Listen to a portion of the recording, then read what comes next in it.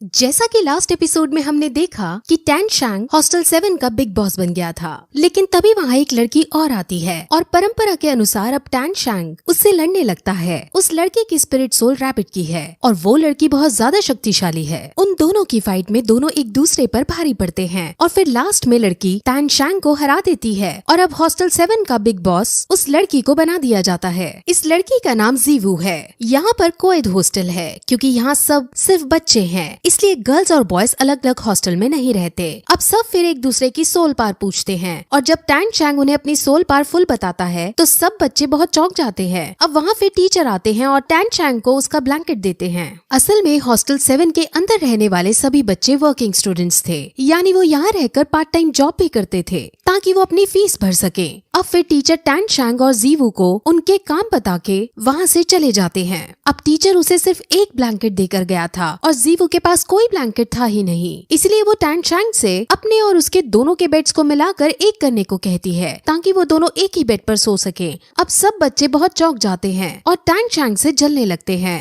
Tan शैंग भी घबराते हुए उससे कहता है कि भला एक लड़का लड़की एक साथ एक बेड पर कैसे सो सकते हैं, जिस पर जीवू कहती है कि जब मुझे लड़की होकर कोई दिक्कत नहीं तो तुम्हें लड़के होकर क्या परेशानी है। अब फिर वो बेड्स को अटैच करता है और दोनों सो जाते हैं। अब अगले दिन वो सभी बच्चे मेस के अंदर खाना खाने जाते हैं और जीवू को ऊपर फ्लोर पर खाना खाने का मन था, लेकिन वहाँ उसे ये पता चलता है कि ऊपर वाला फ्लोर अमीरों के लिए है और गरीबों के लिए ऊपर जाना मना है। अब ये सुनकर सभी को बहुत बुरा लगता है क्योंकि ऊपर बैठे अमीर लोग उन्हें चिढ़ा भी रहे होते हैं। हॉस्टल 7 के सभी बच्चे अब नीचे के फ्लोर पर ही खाना खाने के लिए बैठने लगते हैं, लेकिन तभी वहाँ ग्रैंड मास्टर आते हैं। ग्रैंड मास्टर वही है जिसे टैन शैंग ने अपना टीचर बनाया था। ग्रैंड मास्टर टैन शैंग के पास आकर उसे अपने साथ ऊपर खाना खाने को कहते हैं क्योंकि उनको टैन शैंग से कुछ बातें करनी थी, लेकिन टैन शैंग को फिलहाल अपने दोस्तों के साथ रहकर ही खाना खाना बेहतर प्रतीत होता है और वो उनसे खाना खाने के बाद मिलने को कहता है।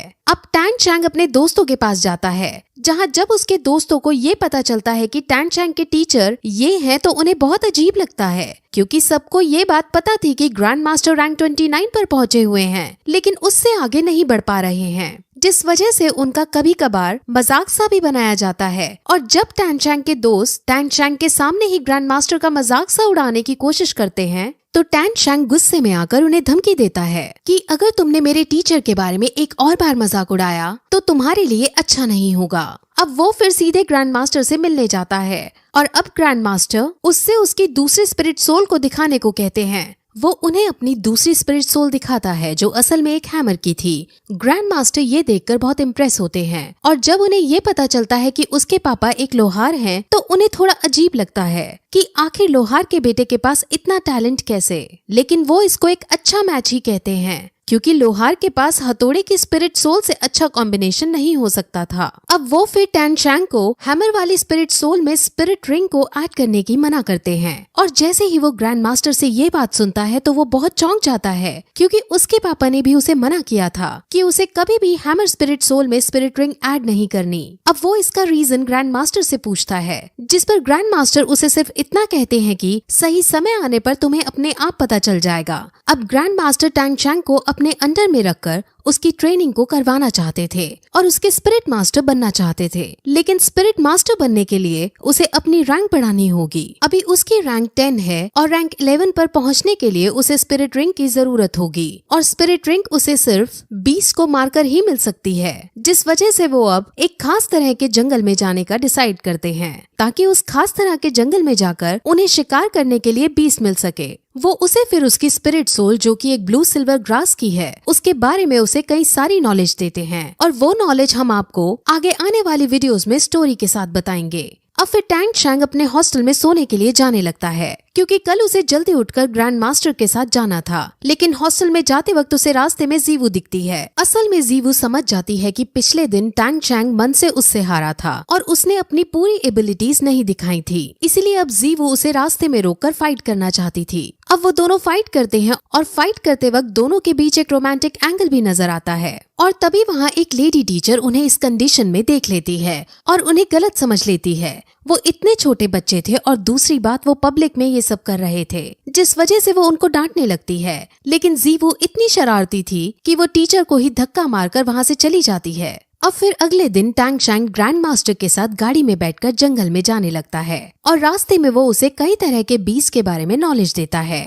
वो फिर उसे एक खास तरह की बेल्ट देता है और उस बेल्ट के अंदर वो जितना चाहे उतना सामान स्टोर कर सकता है। अब इस बेल्ट को पाकर टैंग शैंग बहुत खुश हो जाता है क्योंकि वो अपने हिडन वेपन्स भी इसमें छुपा सकता था। अब वो इस जंगल के एंट्रेंस के पास पहुंच जाते हैं और इस एंट्रेंस के थ्रू सिर्फ खास लोग ही जा सकते थे और ग्रैंड मास्टर का रुतबा तो पूरे शहर के अंदर था, जिस वजह से ग्रैंड मास्टर और टैंग शैंग को जंगल के अंदर जाने की परमिशन दे दी जाती है। अब वो दोनों जंगल के अंदर जाते हैं। जंगल के अंदर कई खतरनाक बीस्ट मौजूद थे और उन बीस्ट से इन दोनों को भी खतरा हो सकता था, इसलिए ये दोनों अब कदम फूंक फूंक कर आगे बढ़ते हैं। अब फिर ग्रैंड मास्टर उसे अपनी स्पिरिट सोल दिखाता है जो कि असल में एक बीस्ट टाइप की स्पिरिट सोल है। उनकी स्पिरिट सोल बहुत ज्यादा खास और एक तरह की वेरिएंट थी, लेकिन अब टैंग शैंग को थोड़ा सा अजीब लगता है क्योंकि उनकी स्पिरिट सोल तो इतनी अच्छी है फिर भी उनकी रैंक आगे क्यों नहीं बढ़ रही। जिस पर अब ग्रैंड मास्टर उसे सच्चाई बताता है कि उसकी ये स्पिरिट सोल जब ही अवेकन हो गई थी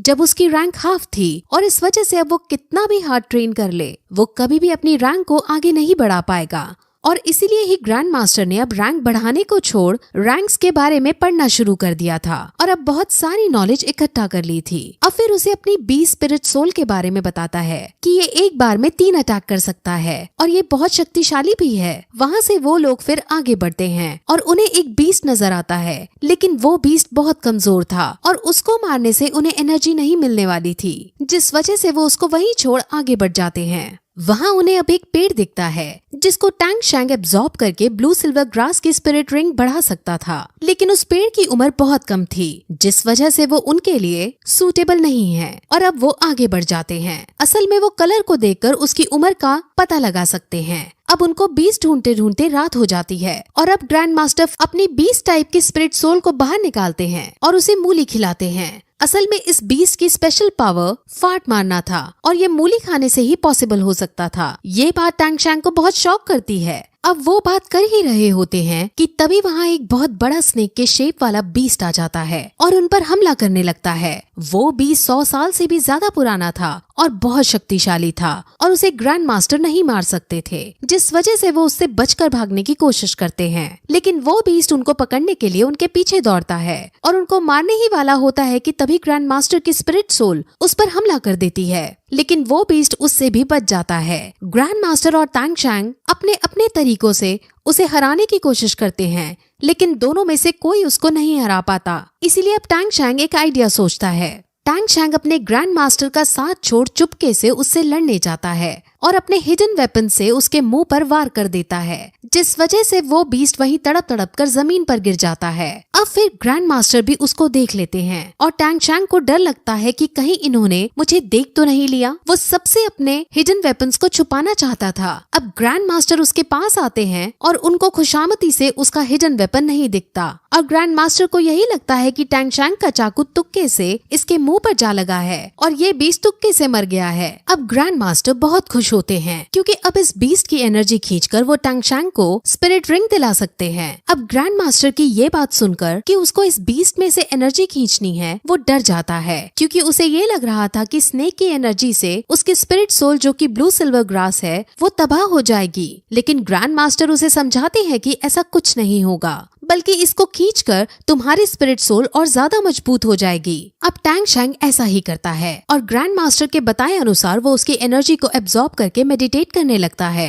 वो अपनी स्पिरिट सोल के अंदर पहुंच जाता है और उसे अब स्पिरिट रिंग हासिल होने लगती है और इस प्रोसेस में सुबह हो जाती है और जब उसकी आँख खुलती है तो वो अपने पास अपने टीचर को बेहोश पाता है। उनको चेक करने पर उसे उसके शरीर पर कल वाले बीस्ट के जहर का निशान मिलता है, जिस वजह से उनके शरीर में जहर फैल गया होता है और अब वो बेहोश हो गए होते हैं। अब अगर उनके शरीर से जहर नहीं निकाला गया तो वो मर सकते थे, इसीलिए वो तुरंत लोहार की टेक्निक का यूज करते हुए चाकू को गर्म करता है और उसका यूज करके जहर निकालने लगता है। वो फिर अपनी सोल पार का यूज करता है और जो जहर उनके शरीर के भीतर चला गया था उसे निकालता है और ऐसा करने के कुछ समय बाद ग्रैंड मास्टर फाइनली होश में आ जाते हैं।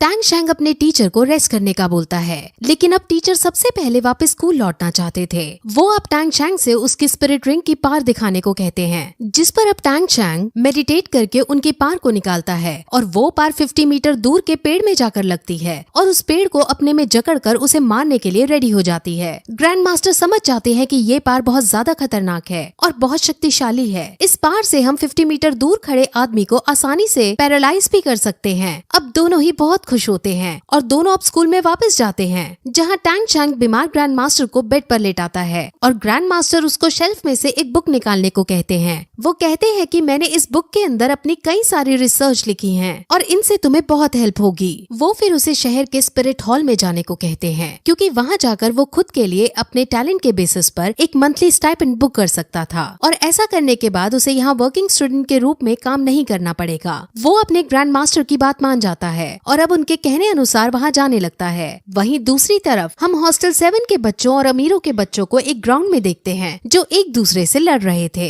असल में उनमें लड़ाई हो गई थी और उनके बीच ये डिसाइड होता है कि वो एक एक करके अपने ग्राउंड से एक मेंबर भेजेंगे और जो ग्रुप हारेगा वो कमजोर साबित होगा और उसे दूसरे ग्रुप को बॉस बोलना होगा। हॉस्टल 7 की लीडर जीवू बनी थी और जीवू अपने ग्रुप से एक लड़के को लड़ने के लिए भेजती है। इस लड़के की स्पिरिट सोल लायन की थी और वो अब अमीरों के ग्रुप से जो बच्चा आया था उससे लड़ने लगता है। उनकी लड़ाई बहुत आइकॉनिक लेवल की चलती है, जिस वजह से हॉस्टल 7 का ग्रुप हारने लगता है और जीवू को बहुत बुरा लगता है। अमीरों के बच्चे जीवू को खरगोश कहकर भी चिढ़ाने लगते हैं और तभी वहाँ टैंग शैंग आ पहुँचता है। टैंग शैंग को देखकर जीवू बहुत खुश हो जाती है और वो उसको अमीरों की सारी करतूतें बता देती है। अब टैंग शैंग सब समझ जाता है और वो चुपके से कुछ पेबल्स इस वे में फेंकता है कि अमीर बच्चा लड़खड़ा जाता है और हॉस्टल 7 के बच्चे को मौका मिल जाता है और वो तुरंत अमीर बच्चे पर अटैक करके उसे हरा देता है। अब अमीर बच्चों के ग्रुप को गुस्सा आ जाता है और उनके ग्रुप से सबसे ताकतवर बच्चा लड़ने आ जाता है और उसका सामना टैंग शैंग करता है।